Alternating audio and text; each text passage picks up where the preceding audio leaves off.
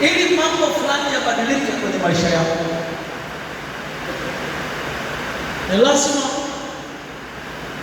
mambo haya mawili kimojawapo kiwemo kwenye maisha yako.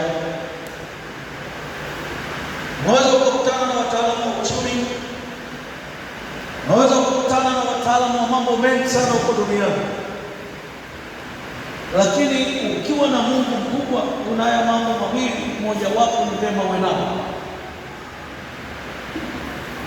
Jambo la kwanza, ili uinuke na kufanikiwa, ni lazima uhudumie watu.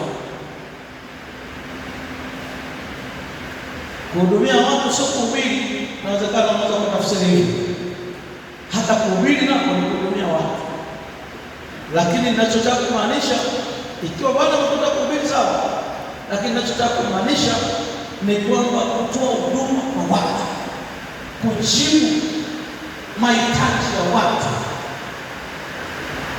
kujibu mahitaji ya watu. Toa huduma.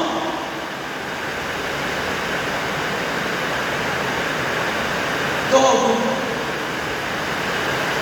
Watu wanakwenda kula mbali na manitilie, wawekea hapo katikati kwa sehemu mbali zaidi.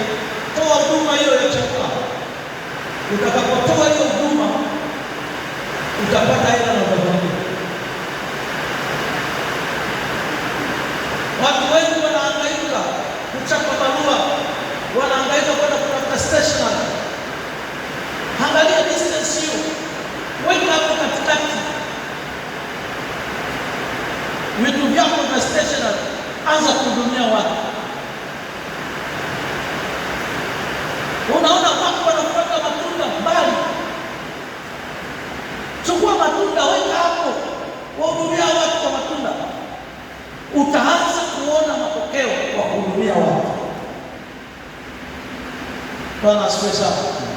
Lakini kitu cha pili ambacho chenyewe unahudumia watu, lakini kwa namna nyingine, kinaitwa kipawa. Hebu sema kipawa.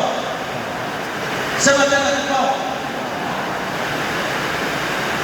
Ukiwa na kipawa, chenyewe kinaweza kuinua maisha yako kwa namna ambayo wakati mwingine hukuifikiria.